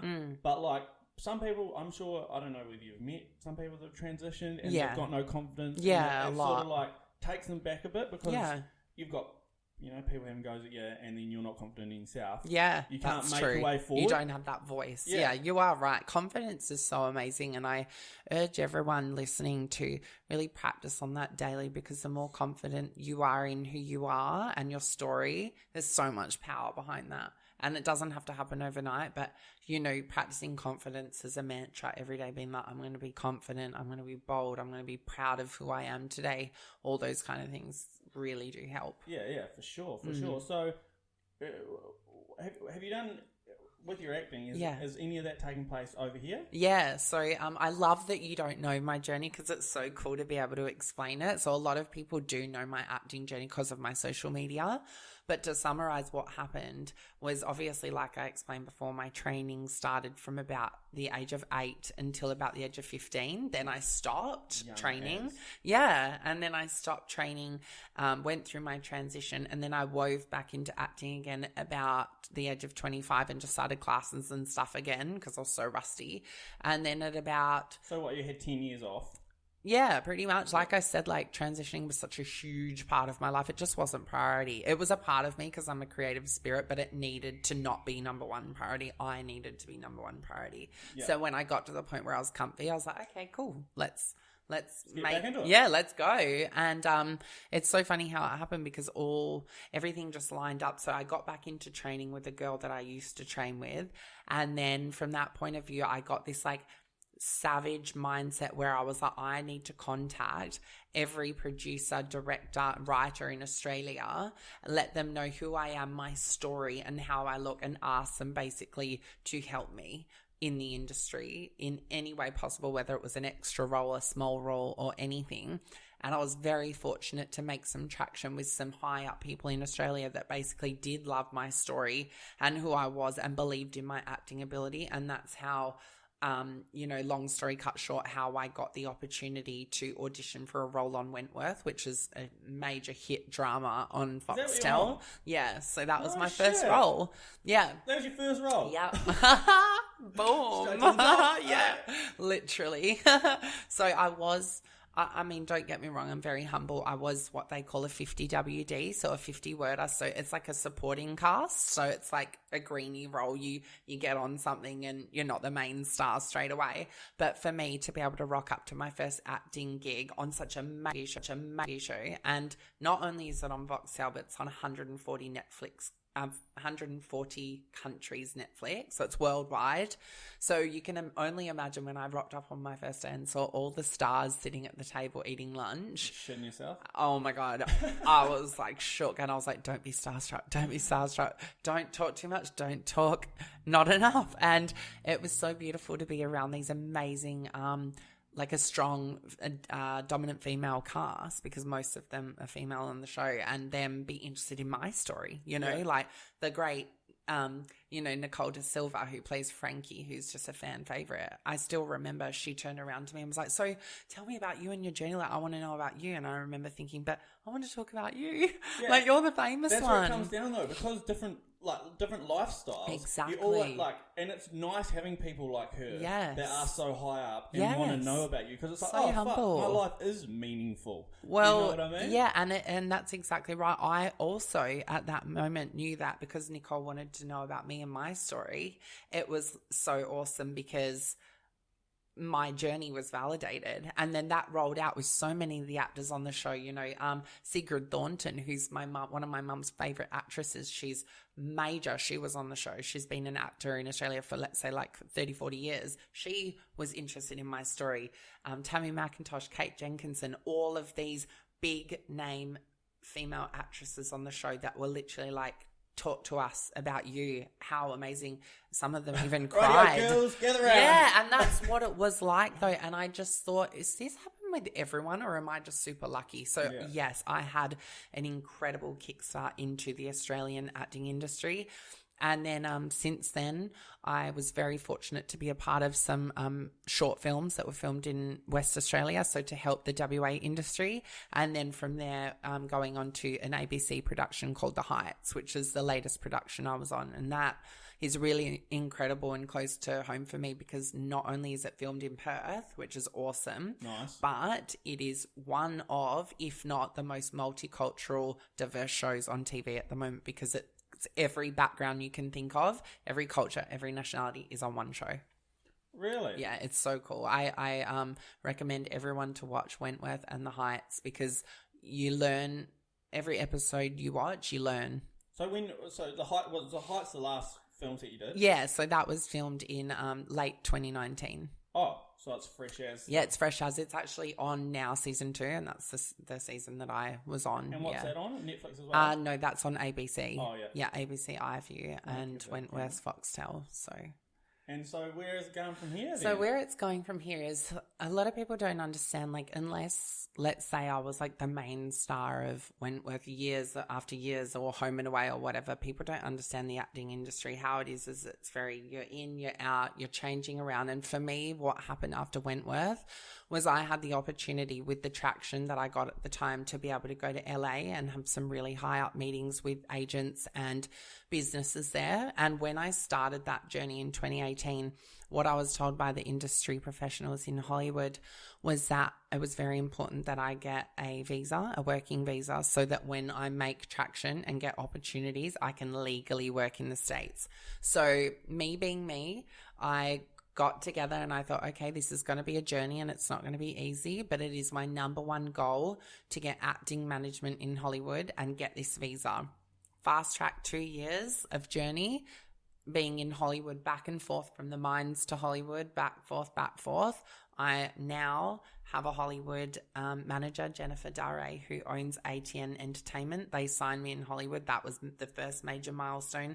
And the second major milestone was I was finally approved my American working visa. So does when you get a manager like that, or whatever, so they just go out and look for work. They kind of like are your representation as an artist, and they put you forward for work. So do you still do your own thing, trying to send out like what you did? Not really. No, it's really interesting because I was so green into the industry. I did that because I didn't have a manager. Yeah, but it was beneficial. Exactly. Thank you. And I encourage everyone to be bold in speaking out because it really did help me. But there is also a way that the industry has to run on a professional level of you having representation. That's also for legal representation. So she does all my hustling now, and I kind of hustle with her. Yeah, it's a bit of kickback. Yeah, not quite sipping on a cocktail. Yeah. But yeah, it's amazing to have a representation that believes in not only me, but my story. And I also have amazing Perth acting agents as well, Ali and Peter at Actors MI. So I've got Perth agents and LA agents. Do you reckon your story plays a big part on you getting the role? Like, people see that and they're like, wow, that's fucking amazing? Or... Yeah, because the casting and production did know my story, so I think it's really inspirational to them. But having said that, and I've said this many times before, my talent and my hustle is what got me in, because you won't get a role if you can't act. Yeah, it's kind of like if you're crap, they'll be like, we love your story and who you are, but you still have to be able to act. So I earned my stripes. Yeah. Excuse me. It's like The Voice or what are those other singing ones, and the people come on there, they're horrible singers, but they've got like this crazy ass backstory. Yeah, like, it's really sad. It's not going to get you through. I know, it's so sad too, because it's like they want it so much, and I watch them and I see a part of me in them, and then they sing, and I'm like, oh my God, who let them go on? You're tone deaf. Yeah, but I guess with acting, the good thing is you can always work on your craft. But yeah, I earned my roles, like, and I can say that proudly. Like, when I went in for The Heights, I went in for a different role. And I nailed the audition. I knew I did. And I could tell that Annie Morter-Monks, who was the casting director, she's lovely. I could tell I impressed her, and it was an awesome moment. But in the acting world, it's like they know what they want for a particular part. So for me, I suited a different part better. So I was still got a role, but just a different role. Yeah, so because they'll picture everything, and they like, would. This is what we want. Oh yeah, so it's on a different level. No, it's so strategized, and that's where actors learn that you have to be really open-minded and not take things to heart. I learned that the hard way. I was really disheartened every loss. Yeah, I was like, oh my God, I must be terrible. They hate me. Yeah, literally. I mean, not it's not that dramatic, but it kind of is. I am an actor, so I'm super dramatic. I had a lot of like poopy pants moments, and then I was like, get your shit together and just go for the next role. Yeah, you just got to keep getting at it. Yeah, so that's where I'm at the moment. I'm just hustling, you know. I'm hustling until I get that role that I've been waiting for, which is my main goal at the moment is to, you know, be on a successful production and have more of a role than I have in the past. That's all you can hope and pray for as an artist, is to just progress. So, you know, I'm waiting for that one big role to boom. So how long have you had your manager overseas for? Over in was it LA, did you say? Yeah, in LA, yeah. So that's been like contract-wise probably over a year now, but the journey to be able to get the visa has been even longer than that, because I had to kind of hustle. Then I got signed, and then we were rolling out on that journey to get the visa together. And now that you've got the visa, so they'll just come back to you and be like, hey, we found this role. Do you want to apply for it? Yeah, it's awesome now, because I was given the American visa. I was granted that, even though COVID dropped as I received it. Thank you, COVID. So annoying, but I'm still seeing the light at the end of the tunnel. Yeah, I'm like, you know, just moving forward with the glass half full effect. But it's been incredible. Interestingly enough, since I have been given this visa, I've had major Hollywood auditions come through that I've been able to self-tape online. So it's kind of like how I would explain to people watching it. It's like a self-tape. It's like a Zoom audition pretty much. Yeah. And I'm like, whoa, is that really a production that I'm auditioning for? And it's because I've got my American visa now. I'm able to audition for shows that I would have never dreamt of. And this is what I was saying before. It really is a dream. You know, I can't say what I've auditioned for because it is confidential. No, but keep it under wraps. Yeah, that's but I've had 2 auditions recently in the last 2 months. I've watched the shows on TV, and they are major American television shows. It's just I'm living the dream, but the hustle's still very real.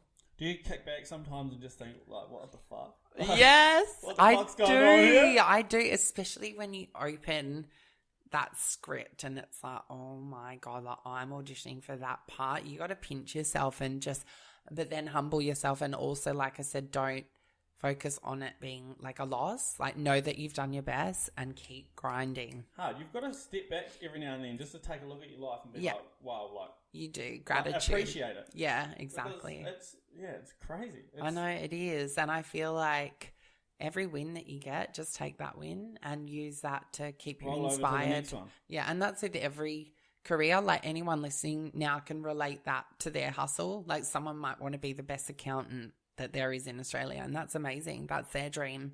You know, so just apply the hard work. Best lawnmower man. Yeah, exactly. Ching ching. Shameless business sometimes plug. I stand back and think, oh, I've cracked it. Hey, But it's I just good. mowed 10 lawns today. Yes, but still, that's awesome because that's your business and your baby and like what you put your life and kind of effort into. Yeah, so that's awesome because that's your thing. I put into it. Let's go judge the lawns, shall we? Yeah, we'll go. But yeah, no, it's you've got to do it, and obviously now that you've done that, when do you reckon you're going to be back over those ways? When do the borders open for you? So the borders open for me earlier than everyone else, thank God, because of my visa status. But I have made the responsible decision of staying in Perth and saving money until LA production starts properly again. I just feel like it would be irresponsible to go to LA when production's not open properly. So I'm going to sit on my safe nest egg here for a little while, and then when I feel like it's an appropriate timing, my manager's going to tell me, yeah, it's cool to come over, and then boom, and then it's all uphill. So and once you get over there, are you sort of like going to be based there? Yeah, so now that you've got this visa, you don't have to fly back and forth. No, you don't have to fly back and forth, which is major for me because I'll really be able to feel settled there. However, Perth will always hold a really close place in my heart, and I will always have my parents and friends like places here, so it'll always be a solid foundation. But yeah, what you're saying, it's right. I need to get there, and I need to solidify myself there, and just really start on being grounded there and being present and hustling. So that's going to be the true start to my LA journey. Is this the first place that you've moved to other than Perth? No, I've lived in Melbourne, Sydney, and Perth. I've lived in, and Newman as well up north. So this will be my first international country I live in.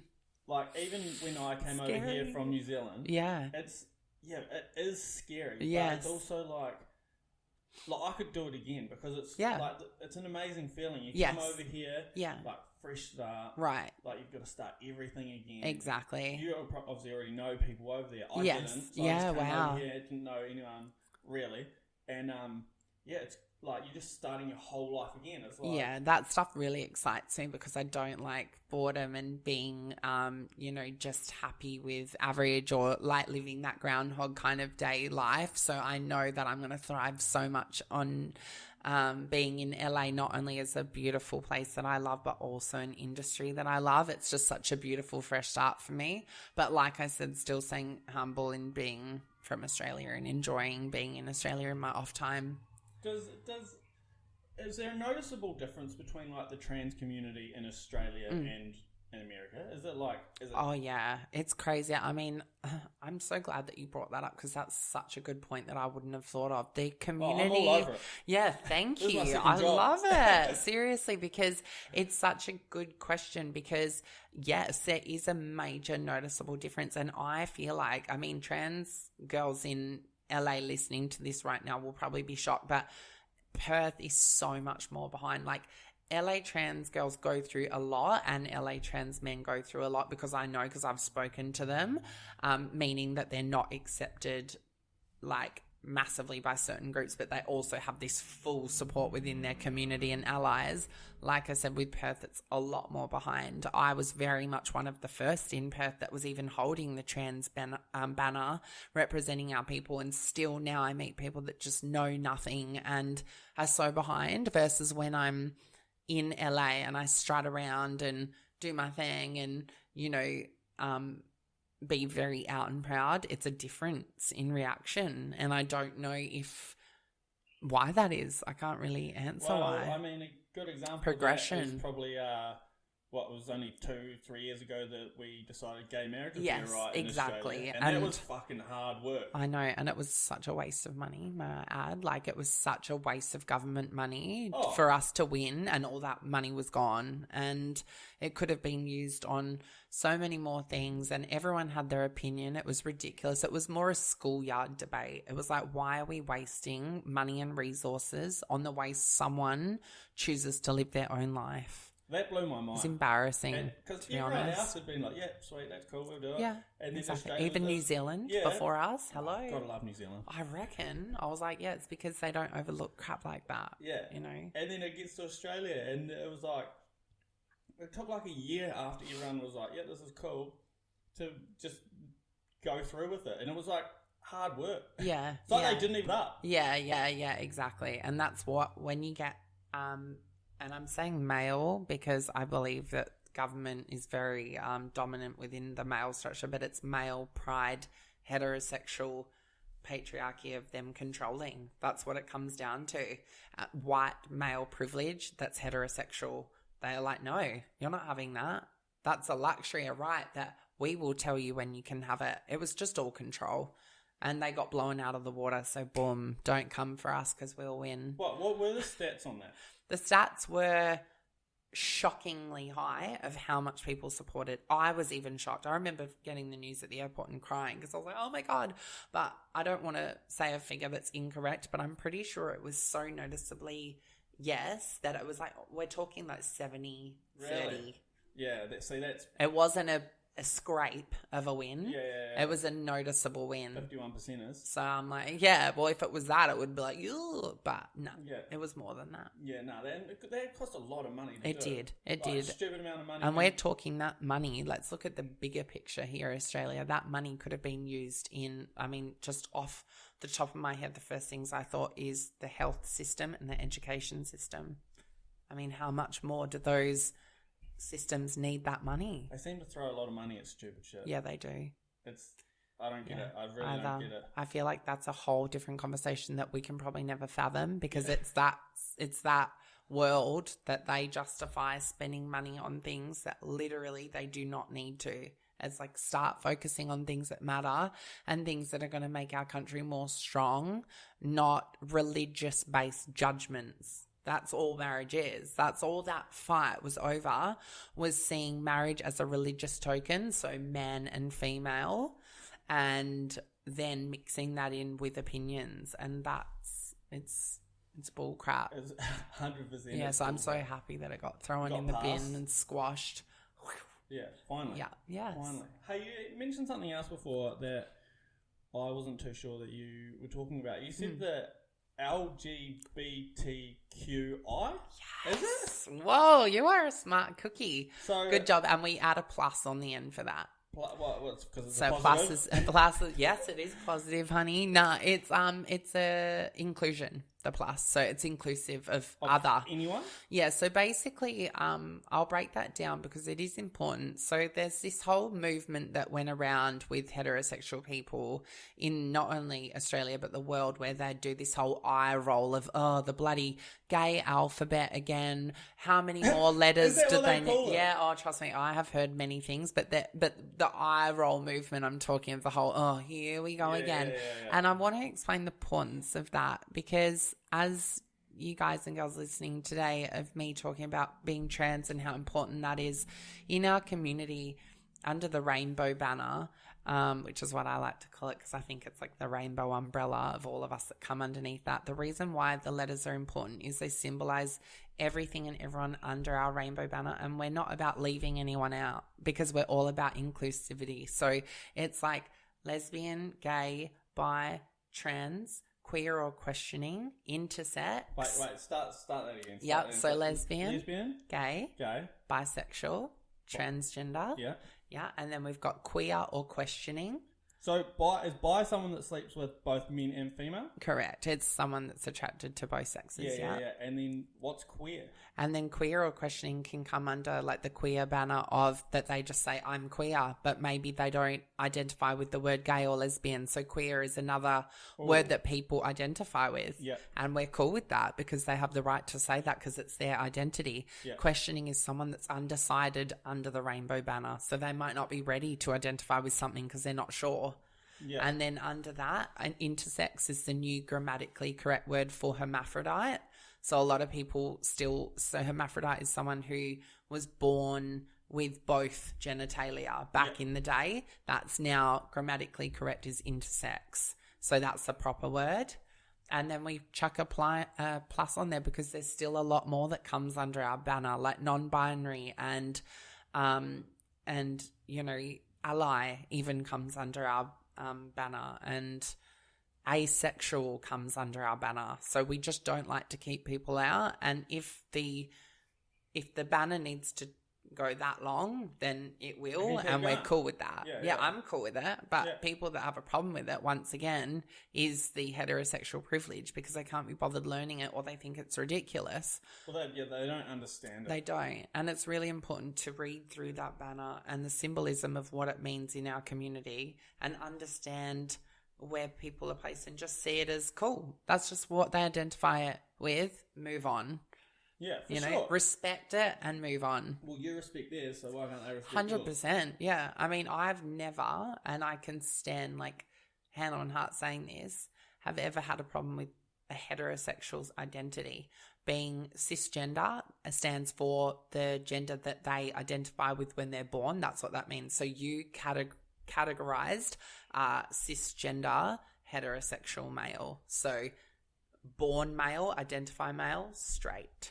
So that's cisgender heterosexual is like grammatically correct what you are. For example, I've never had a problem with a guy being straight. So why is it always that they've got a problem with me? Yeah.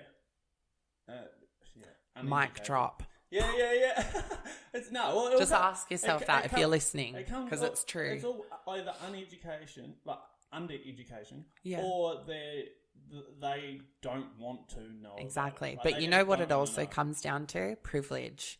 Because heterosexual is privilege because they're the majority. So they say, you don't have a problem with me because I'm normal, but I've got a problem with you because you're not. And I'm like, oh, cool, thanks. What the fuck is normal? Yeah. What is normal? But I have heard that many of times. You are not normal. You are not born that way.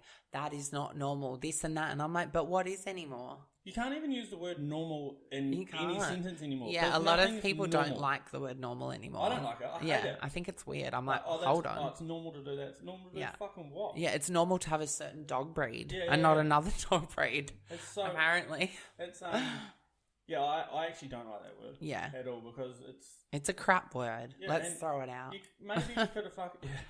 Literally, put it in the bin, Maybe you could have used it like, even probably 20 years ago.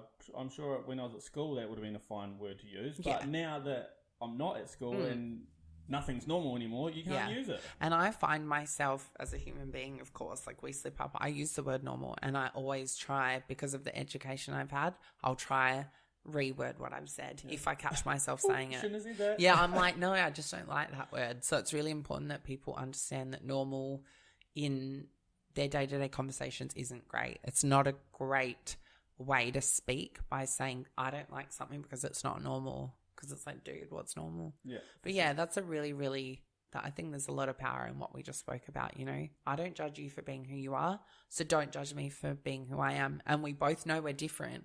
Of course we are. Me and you sitting across the table, we have so many differences, but what we can do is sit here and agree on what we're similar in, and that's things that, or just accept that, like, I'm different to you, 100%, and that's okay. We don't need to be the same. Yeah, and I want everyone to be different. I don't want to be surrounded by it. Would be fucking boring as shit. Yeah, and weird. Like, that's just, I love being around people that have a different journey, different identity, and like, you know, I just love learning and growing from people around me. Yeah.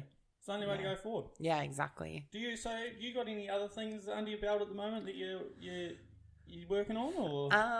So yeah, basically where I'm at in my life at the moment is I've just been really like hustling in the mines to save as much money as possible to be able to start my LA journey. And, you know, it can be tiresome and boring at times doing this whole like hustle working away in the mines, because it's not what I want to do, but it has been really good for giving me cashola when I need it the most. And, you know, like I said, I'm sitting on a few confidential eggs at the moment with some possible wins coming up, and really just living for my future, to be honest, and just keeping that bright spark of knowing something's around the corner, not knowing what it is, but it's coming for me around the corner, and just living my life in a really positive way, and also utilizing my time while I'm in Perth to do things to back people like from my community and in my own backyard, and getting this opportunity to speak today is so important because it's just about vibing with someone and talking and having these important conversations and getting it out there to be heard. And that's the kind of stuff that I'm focusing on doing right now on my plate. Yeah. And just stuff that we can control. It's like, yeah, COVID's here and borders are closed. So make some magic in your own backyard. For sure. You know, I don't need to be having this conversation on David Letterman in Hollywood because that's not what's provided right now. He is the man, but I know. If you're listening, please invite me. Yeah.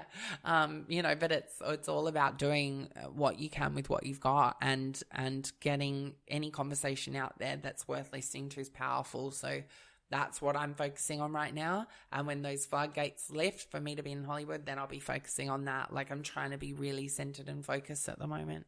Nice. Well, I reckon we wrap it up. Yeah. There. Have you got anything else you need to let out? Not really. I just think that, like, thank you so much to everyone to listen today. And I think it's really important now that you've listened to this podcast, to maybe go over it a few times and also send the link out to friends and family members that you feel would benefit off listening. I'm sure we both agree on that these conversations need to be heard. And also anyone that's listened today that has any questions or needs any help or guidance, please feel open to contact me on my social media platforms, and I'll get Regan to tag me on that. And I'm always happy to answer questions and help people out as much as I can, because I feel like, there's some people that might be unreachable on social media, but I always try to do my bit and, really, really want to focus on helping the community. So for sure. Yeah. Well, it's been a pleasure having you come in. Thank you very much. I appreciate it a heap. Like, honestly, it's been an awesome chat. Yeah, I know. It's been everything that I thought it was going to be, which is great.